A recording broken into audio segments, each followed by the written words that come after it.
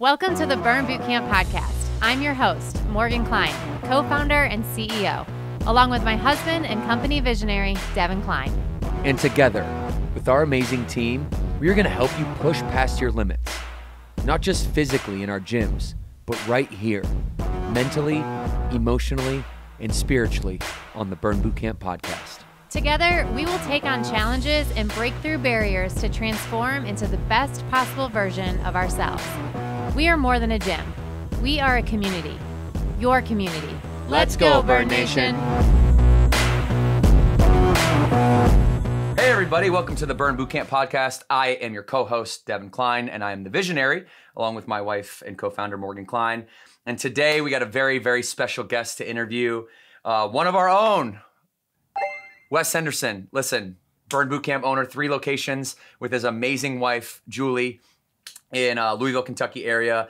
And what is really interesting about Wes, and one of the reasons I wanted to have him come on the podcast, is because he's a very, very successful entrepreneur, the producer of Angel's Envy Bourbon. And when I found that out, I was like, I gotta get to know him and Julie better. And we have since, and we've had a very good relationship. At this past summit, we got a chance to share some great words and our affinity just for entrepreneurship, but also fitness and fun and storytelling and all types of things we were talking about. And you guys are going to really enjoy this. This is going to be a treat. So just to give Wes the proper intro that he deserves, Wes is the co-founder of Louisville Distilling Company, or I got to say Louisville. Is that how I got to say it that way, Wes? You did it. All right, Louisville. Yeah, you did it. Louisville. Great job. I got yelled at the first time I ever went to Louisville, and I called it Louisville, and they just tore me a new one, so I'll never make that mistake again.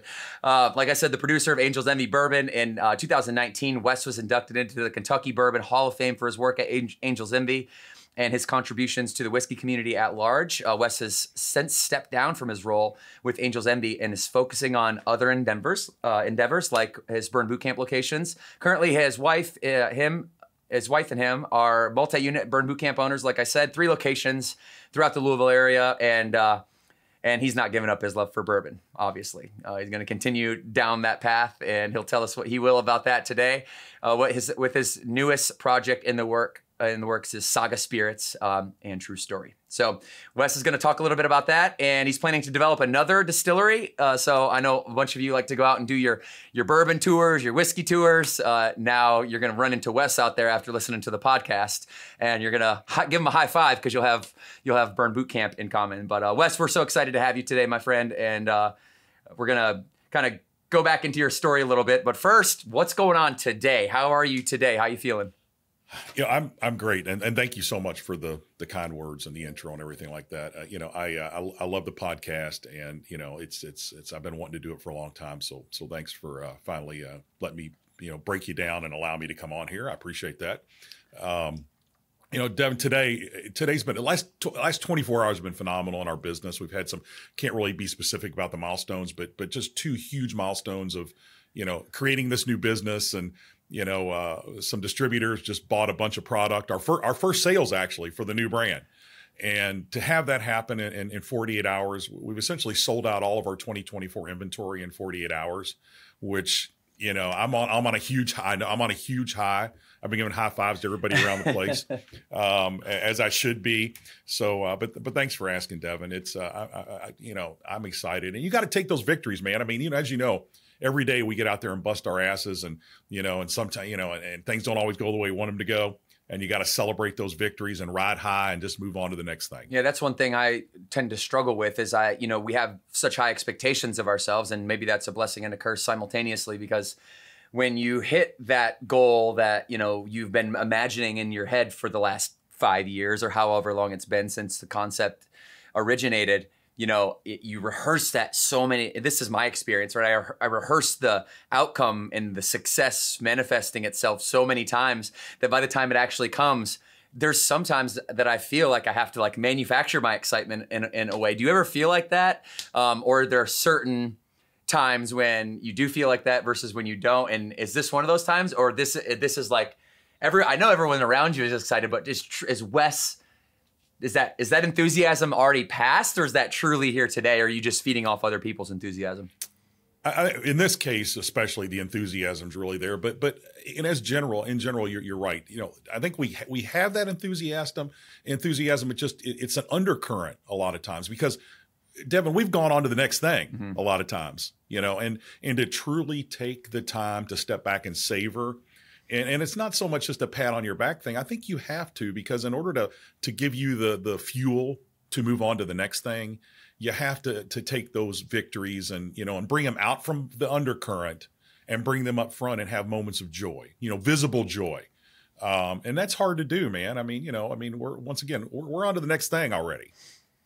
Yeah. So where do you get that from, right? Going back to your beginnings, just take us on a little trip down memory lane. We'll do that quickly, and just so that I can foreshadow for the audience listening. And, what I really want to talk about today is entrepreneurship and the struggles of it, because there's so many of our members and our franchise partners, obviously, who are extremely entrepreneurial.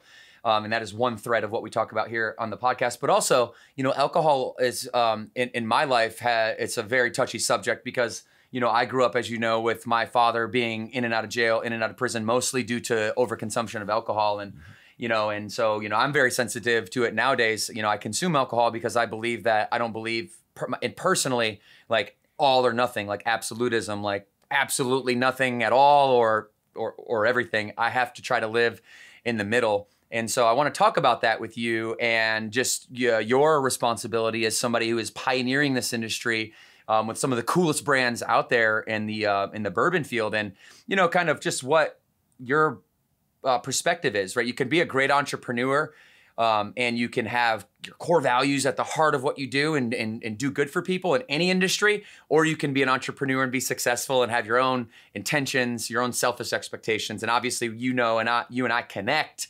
on the former, and I want to dive into that, and how deep you get into legislation and just behind the scenes of the industry in general. So that's a little forecast of where we're going, everybody. But I want to take you back to Wes's beginning.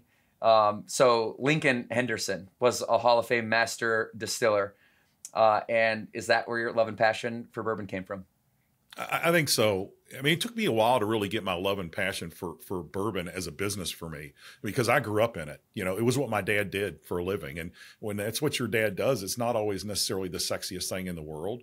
So, it wasn't until later in life that I developed that, deep appreciation where I'm like, hey, I want to do this as a career. So, but yeah, I grew up in the industry. As a child, I would go to work with my dad on weekends and go to the lab. And some of my earliest memories are the aroma of fermenting mash.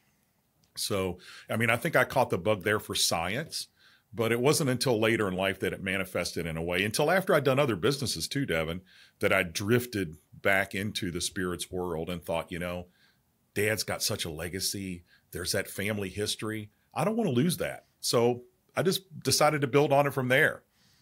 Yeah. And so when you realized that you were going to follow in the footsteps of your father, you wanted to maybe go explore other worlds beyond what you had been exposed to first. Do you recommend that entrepreneurs today do that? Do you think that gave you exposure? It's maybe like, I think about it like maybe before marrying the first girl that you date, maybe try to date a few girls just to see, what you actually like before you commit to something long-term. Is that a fair metaphor? I think it is. It's a fair thing, and a lot of it was subconscious because I didn't know what I wanted to do.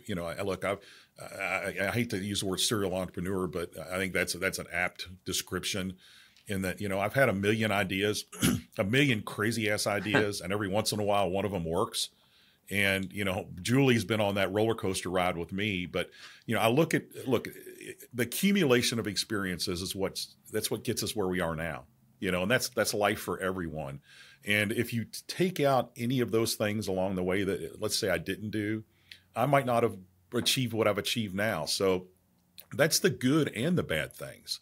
I'm asked quite often, what would you do differently? And, and everybody says they might do things differently. But, if you think about it, if you alter one little thing, no matter how insignificant it may be, it can change the entire picture. And I see that in a lot of ways, Devin, in my life.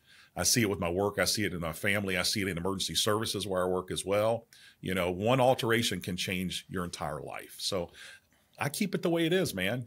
Yeah, keep it the way it is, and try to minimize regret and go back and even if you didn't have a great time following a certain path, there's always the bright side of it that you can pull from, and you can actually take that memory and say, you know what, maybe I didn't like that job, but I'm going to use the fact that I didn't like it, and I'm never going to do that again, and I'm going to carry that forward. So that's great advice. What was your motivation, behind, let's talk about like new market, let's talk about saturated market entry. Okay. So that's one thing we have in common as entrepreneurs. Like, it's not like you invented bourbon. It's not like I invented fitness.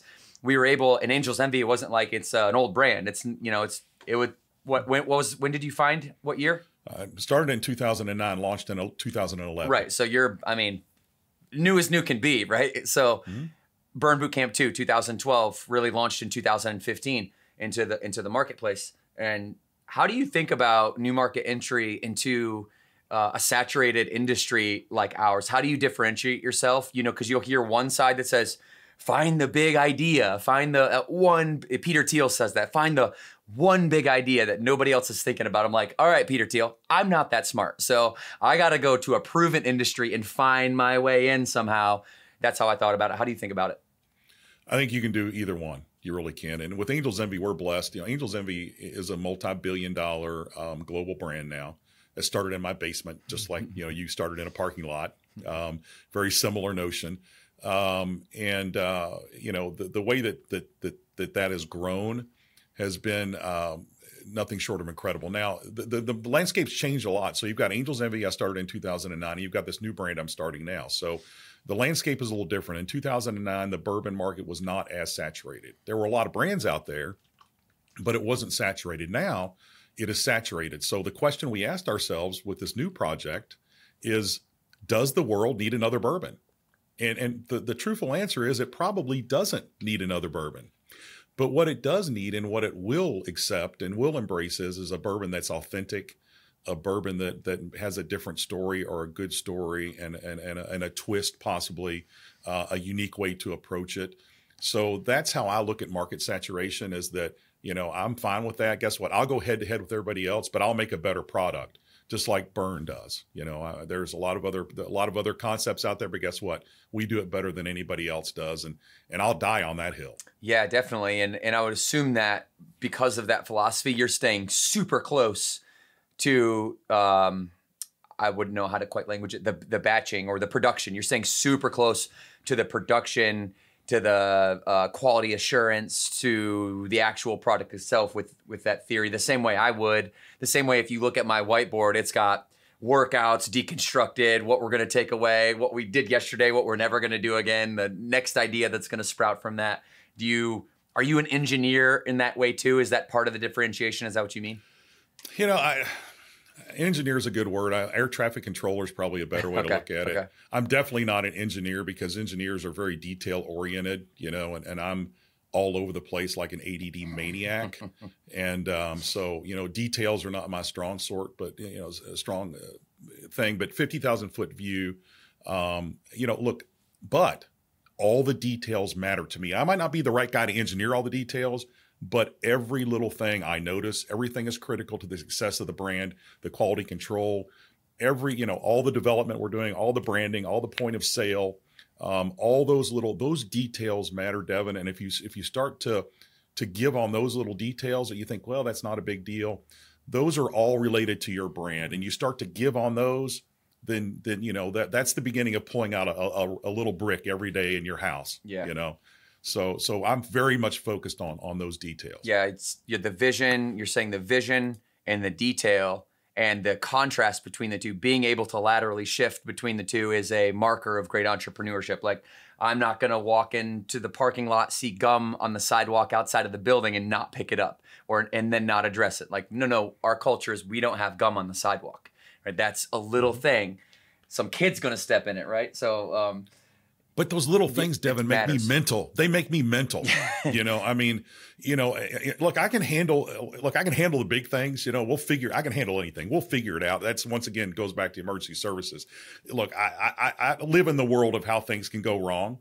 So, but it's those little things that drive me nuts. Exactly what you said, that chewing gum on the parking lot and those little things that matter. Those are things people notice as well. They really do. And so when you talk about, your next venture. What do you learn from Angels Envy? What do you take in to this next brand, and how do you continue as a very successful entrepreneur? How do you continue to think about learning and taking experiences forward? And what advice would you have for those out there who have maybe? I mean, our community is a lot of you either get people who listen, I've had enough with this and I'm at rock bottom and I'm doing something about it, or you have people who are succeeding at a high level already and hungry for the next level. We don't get a lot of people in the middle that settle for mediocrity, right? So what advice do you have if you were giving it to those two kind of top 10 percentile, bottom 10 percentile? I don't think anybody wants to settle for mediocrity. I think that it's, in some ways it's like you said, it's kind of a give in and give up scenario. And then you're kind of sinking down. It's easy for all of us to feel like we're underwater sometimes. As high as I was over the last couple of days about what we're doing, man, there's been days, that I'm like, what the hell am I doing? Why am I doing this? So, it's finding the inspiration and finding the ability to see and to visualize what it looks like up here. Mm-hmm. And that's what I did at Summit, and spending time with other FPs and being inspired by what they've created and how every day they come to work, hoping to be better every day, but realizing there's going to be days that you've got down here. And, and it's easier said than done, but man, I don't want to live in the mediocrity. I really don't, so I don't know if that's advice or what, but you just got to keep plugging away, Devin. You know that. Yeah, and you're just saying you're getting around. You're constantly around people that don't settle for that, and people hear it so often that they're a reflection of those they surround themselves with. That it starts to become white noise, and they forget that that's actually a fundamental. And if you're a basketball player and you're dribbling and you're shooting and you're passing every day, you're going to be good at basketball. And if you want to be successful, then one of the fundamentals, the dribbling, if you will, is being around other successful people that can lift you up and you can share language patterns with. And so I want to ask about the alcohol industry. I think this is an important one because you're inside and you can bring a lot of knowledge to this topic. And we talked a little bit about this at Summit as well. There's a it's no secret that obviously that alcohol can ruin people's lives, and it often does. And we all know somebody whose life has been ruined by alcohol. My father, my brother's father, who he's my half brother, their best friend, all three of the male role models in my life, ended up essentially, drinking themselves to death. So obviously, I see that growing up, my male role models, and, I could easily have hopped on that train, but I definitely wanted to ask you about the mixed feelings that, people that would have about alcohol in terms of the industry and the trends of sobriety. And, do you see this, what does that mean to you as a leader in the industry? Kind of like talk me through the behind the scenes, your peers, other founders.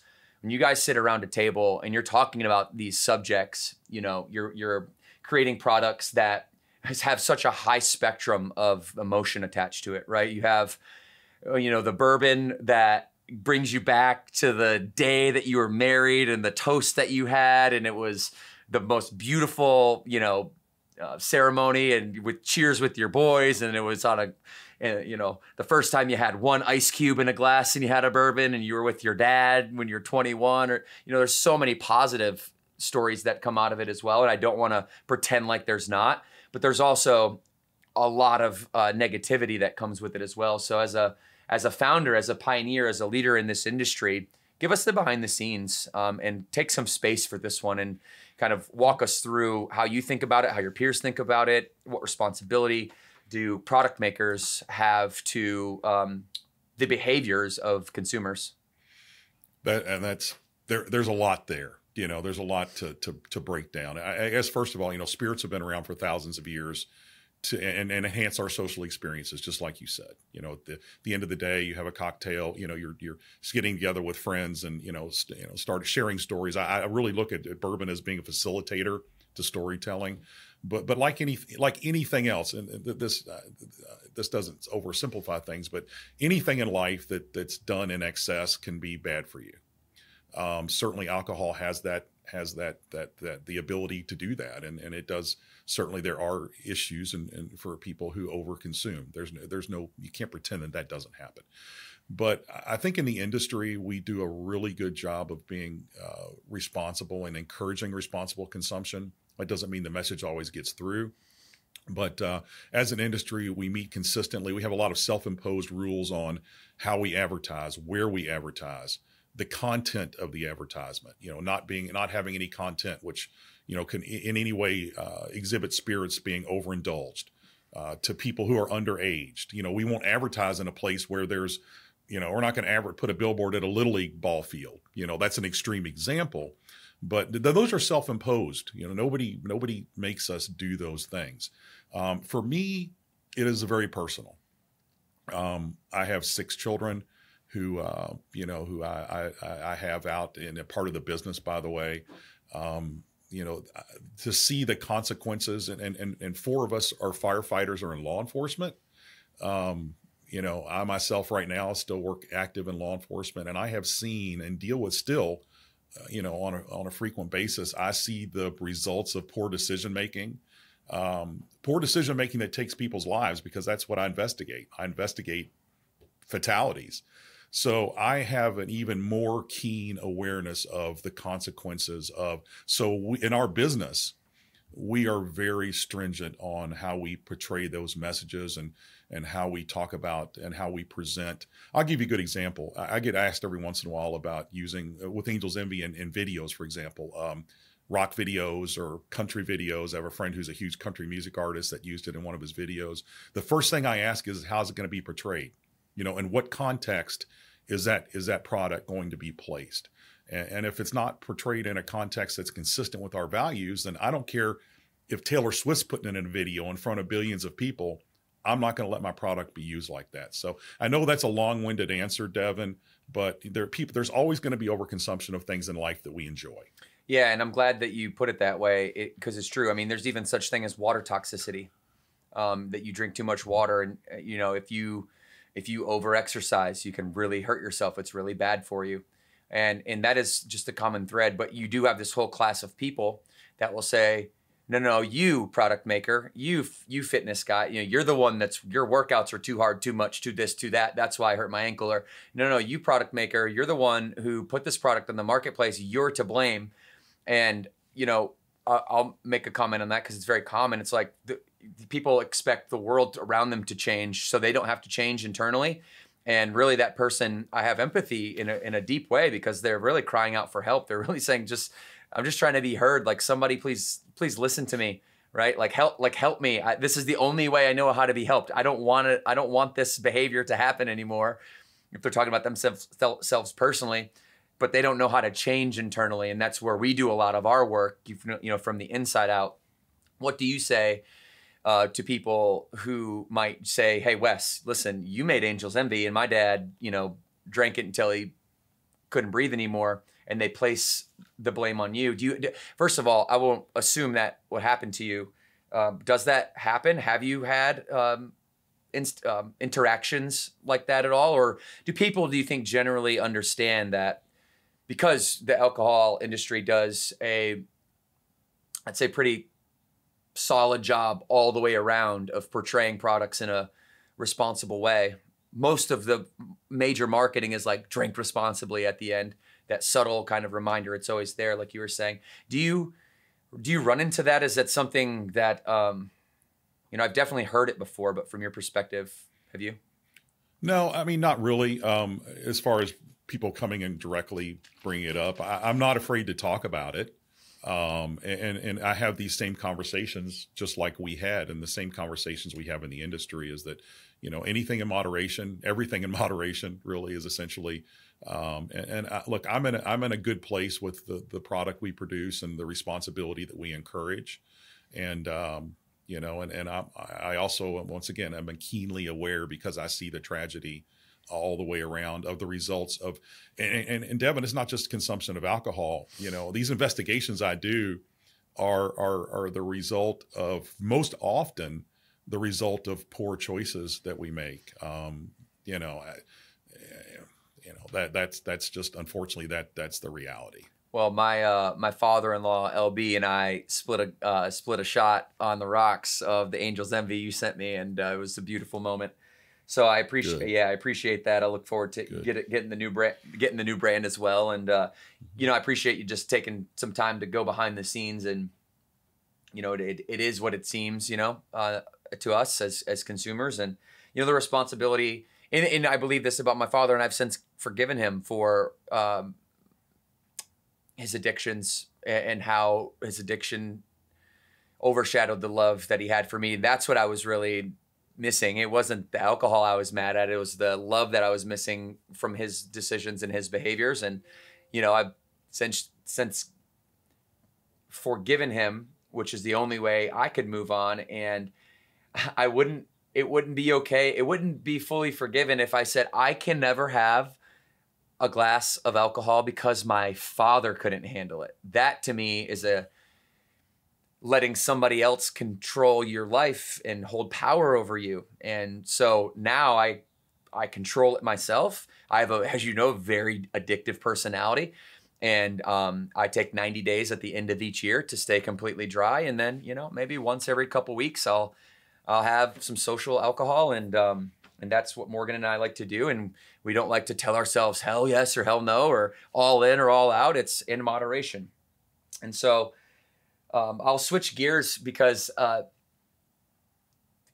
you're just such a, anytime I've talked to you, I've learned so much, and I want to give you an opportunity to speak directly to entrepreneurs. So Angels Envy, you have Saga Spirits, you're now a Burn Boot Camp franchise partner. Why Burn? What was you and Julie together found Burn? You bought 3 of the Louisville locations. Just talk to me about that transition, that entrepreneur journey. Julie started out as a member a number of years ago, and I loved the passion that she had for Burn, as a member, and that was for a number of years. One of the first things, and to this day, the thing that when I talk about Burn Boot Camp, really, and right or wrong, if I'm delivering the right message, the first thing I talk about is community. And I was always blown away by Julie's newfound community at Burn. And when the opportunity came about to become franchise partners, I was like, I didn't have a second thought. And Julie said, hey, I want to do this. And she said, but I need your help with this because I don't know how to run a business. And I'm like, Julie, you are the mother of 6 sons. And a 7th, if you include me as a child, because I have the attention span of a 7-year-old. You have run a household. We've been together 35 years. You have run a household, which is a business with employees, essentially, metaphorically speaking, and run it with precision. And you have already done this, so you can do this. And that's the way we went into it, is that, and she's doing a phenomenal job, Devin, as you know. She's inspiring. She's, she walks the walk. She is everything Burn and everything the Burn community. And we have perpetuated the Burn community in our area, and I love it. So that's what pointed me in that direction. A business is a business. I can run a business, and there's blocking and tackling and certain things that you do. It really doesn't matter what the business is. Obviously, there are unique things, but what Burn Boot Camps brings to the table is something very unique, and the ability to transform lives. And once again, I hate to keep going back to emergency services because our family is so involved in that. To be able to be transformative and to act. How many people have the opportunity to help someone change their life? If you think about it, it's not a common thing. So that's what got me involved with Burn. But I tell you what, Julie's a rock star. She's the one doing everything, and I'm just here. Look, I'm not Wes Henderson at Burn. I'm Julie's husband, which is fine. Yeah. I mean, I love it. Yeah. And as you saw at Summit, I'm back there. I'm cheering in the background. Look, I do the red carpet all the time. I do all that stuff, and Julie's always kind of been my quiet, partner there. I soak up all that. And at Burn, I'm like, honey, this is you. That's You know, that's I her want blue, you on that's that her stage. blue carpet. Yeah, that's her Right. blue I carpet. want her on that stage. I Yeah. want her on stage next year as being one of the top franchise partners, you know, and we're doing everything we can to work towards that because we want to be excellent in whatever we do, Devin. Yeah, and you guys brought your team, many of your team members from your 3 gyms to Summit, and during the Saturday morning workout, I got a chance to like work out near all of them, and they all, if not all of them, most of them made at least some comment or another to me on how just how leveled up everything is in Louisville, how they're so grateful for Julie's leadership and to come in and just, you know, really care for them at the next level and want them to be successful, paint the picture for them on where they can go when they're executing at a high level. And, you know, from one of, you know, the most OG team member that you had that, you know, was hired on when Louisville first started to the newest one, you know, Julie is really making an impact, and she will continue to do that. And that stage is inevitable because what that stage does at Summit is it rewards people for, first and foremost, their people first leadership, taking care of those around them, and then obviously performance as well. And, you know, you guys have no doubt that we're going to continue to do great things, bigger things too. Hopefully with you guys. So when we zoom into the Louisville market and you're looking at what wasn't there before Burn and what's there now, what's the opportunity that you see from an entrepreneurial perspective, from any perspective, what's the opportunity that Burn brought to Louisville, and what are you hearing members say? Well, first, you know, we came in as franchise partners from, you know, from existing units who did a great job. Mm-hmm. You know, they set a framework and you know, the core for us to build on from there. I see a ton of opportunity, you know, and it's always that eternal struggle, Devin, is that, you know, I see opportunity for additional locations, but it's balancing that with taking our current locations and making sure they're performing at the highest possible level they can. But I see a lot more in Louisville. I see a lot more opportunities in the surrounding areas as well. But you know, I mean, there's Louisville's a sleeper city. There's a lot going on in Louisville. You know, 10 years ago, you probably wouldn't hear me say, "Hey, come to Louisville. There's so much to do here." You know, because there wasn't. Louisville is the trajectory is very much up. The demographics are great for what we do, and in the fitness arena, and but we just have to pick the right locations, the right, you know. So, long story short, we have a lot of green fields here that we can work on, but man, we got a lot of work to do, Devin. You know, I find one of the smartest things I hear you guys say is the right people in the right seats, and I use that all the time. So, in order for us to reach our full, look, the market potential is there. But we're not going to get that market potential unless we're at our full potential, and if we're not exceeding what we know we're able to do. So, you know, that's what we're working on real hard right now, is to get ourselves in shape to take advantage of all the other opportunities that are here. It's a mistake that I see entrepreneurs often make. I'd love for you to touch on it. Is they'll overlook the immediate team that they have, and they'll overlook that team and displace them with customer sentiment. So it's like, I care more about what my customers think than and I overlook this group that's like right in front of me that actually are the front lines to making the customers happy. So I've really got to take care of this team first. I'm not saying that's not customer centric. It's not member centric. It's not member first. But if that team of people, there's 4 or 5 people in the gym, if they're all clicking and they're all meshing, or you know, your sales team in any given district is they're all clicking, they're all meshing, the results for the members, the results for the region, they're going to be better. Is that your experience at all? I know definitely in franchising, I see that a lot. Look, in order to be member first, you have to be team first. You know, you can't do one. I mean, you might be able to figure out a way, but it's not sustainable. If your team is not first and foremost in how you build your business, you're not able to serve the customer the way you want to serve, you know, your members. So, and I truly believe that. So it starts there. Yeah, no, it does start there. Excuse me. I was just mentioned to you that I was at camp with Ashley. I know, dude. I'm sitting here. They kicked kicked your butt, yeah, man. and I was sitting here I love it. chugging Replenish out of my Defiance Fuel water bottles because I'm. You should. Yeah, we're kicking butt up there. Okay, let's see. This is so good. So we got a few minutes left. I wanna kind of bounce around a little bit, pick your brain. Can we talk about True Story? Sure. That'd be great. I'd love to talk about True Story. I'm looking forward to this is the brand that you were talking about at the top of the podcast that sales came in, sold out inventory. This is the one. It is. All right. This is it. Okay, tell us the story of True Story. Yeah. Your follow up to Angels Envy. What it's all about, and I'm assuming I'm gonna get my bottle, some point in the mail here shortly. So once I'm able to, this has been a well kept secret, by the way. Yeah. And I had to move stuff from behind my desk because I had bottles there. Uncharacteristically, I like to blab about everything, and we've kept things very quiet here.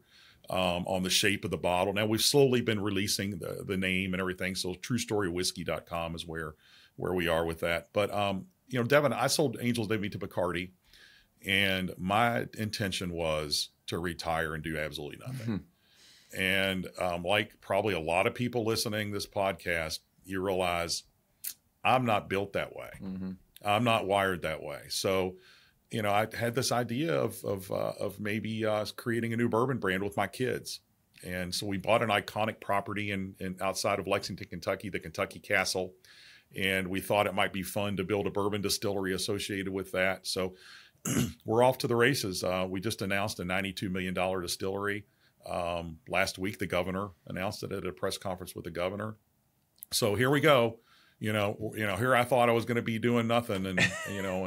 And now I'm back in the thick and back at the 16-hour days. But it's an amazing brand, Devin. So, and I know you asked, as you can tell already, I babble, but I'm going to bring it back. Do your thing. So True Story, the name True Story came from my experiences out talking about bourbon and spending time with people who enjoyed bourbon. And one thing I realized is that bourbon was a facilitator that unlocked those moments that we shared together, as we touched on earlier. And I'm fond of saying that there's so many stories inside that bottle, but you got to open it and share it.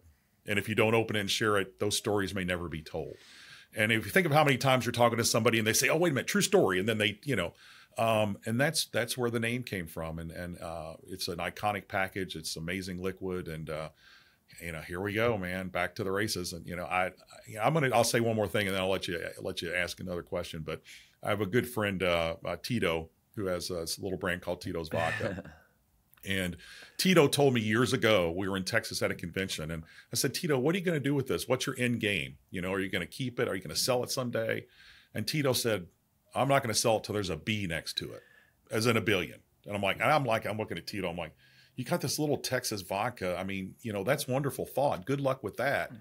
And of course, now that's probably an 8 billion. Tito's a billionaire now. And Angels Envy, once again, is over $2 billion brand. So, I'm thinking, why not do it again, man?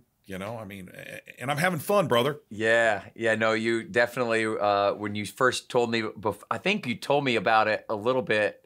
You couldn't show me anything, but you told me about it before the website went up. And I was just Googling the website now, and you guys can go check it out if you're interested. American Whiskey Legacy 10/10/24. Is that the drop? That's the drop date. Okay. Yeah. Well, you got this sneaky little.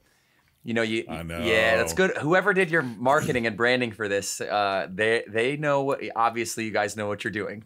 We did it together, Devin. We did it together. Our internal team. We designed the bottle. We designed, the website. You're looking at the sneak peek right now, but like you said, it's just showing a little bit of leg. It's cool. It drops. So September 23rd is the media release date, but it doesn't hit the stores until October. Okay, I'm going to sign up for more information right now. Okay? Oh, please do. There we go. We won't spam you. All right, don't spam me. All right. Much. All right, I'm just going to text you if you spam me, okay? Please do. I'll be up. Trust me. I'll be up all hours of the day. So as you're now an entrepreneur and serial entrepreneur in multiple industries, You know, you have this, you're kind of playing with house money at this point. You've built your financial legacy. You've got, you know, generational wealth tucked away. You're, you know, now on this amazing property, building this amazing new distillery, a new brand, doing it all over again. You know, what do you hope, you know, your kids, you said you had 6 children. What do you hope they say about all this when you're, finally actually retired, if that ever happens, when you're like 110 or something?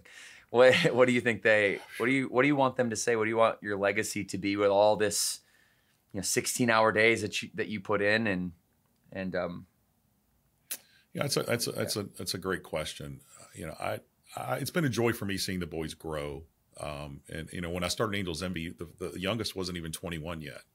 But gradually they came into the business, and what they have learned over the years, my joy is to see what they have learned. And coming into this next project, as many years as they spent at Angels Envy, these guys know their stuff. And in some respects, they know more about certain parts of the business than I do. And that, I think that's what you want, you know, and I throw them in the deep end of the pool.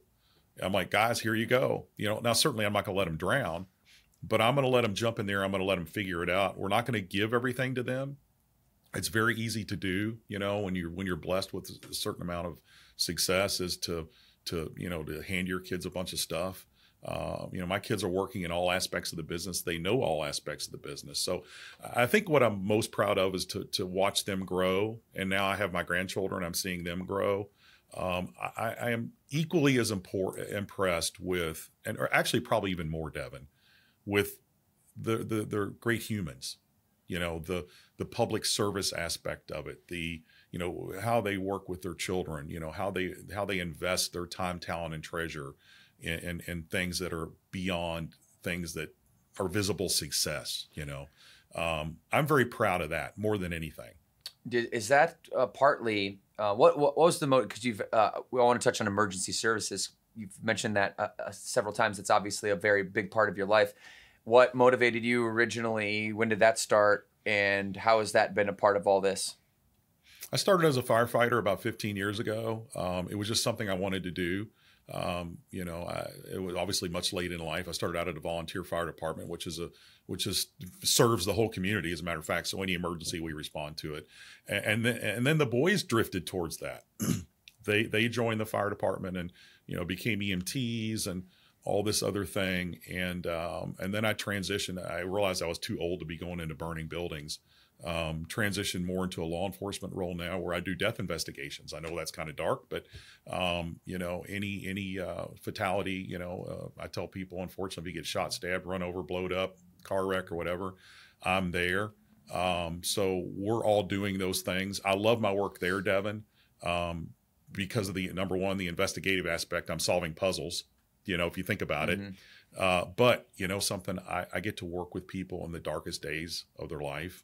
And I had one yesterday, you know, where I'm actually having to deliver the news to a family member that their family member had died.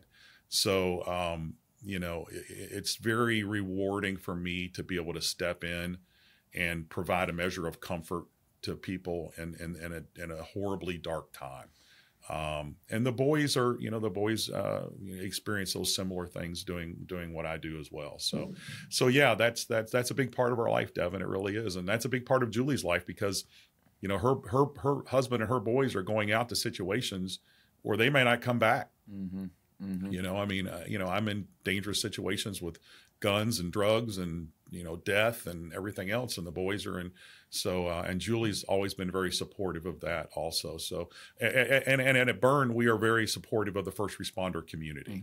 That is a big part. We have a number of first responders that are members, and we do special deals with them because we know how important they are and how much they don't get recognition for what they do. Well, I've really gotten to enjoy knowing you and Julie. I want to meet your kids and sit down and get to know them as well. You guys are an amazing family and just represent all the core values of Burn Boot Camp so naturally. And I think that is why I foresee us being business partners for a very long time.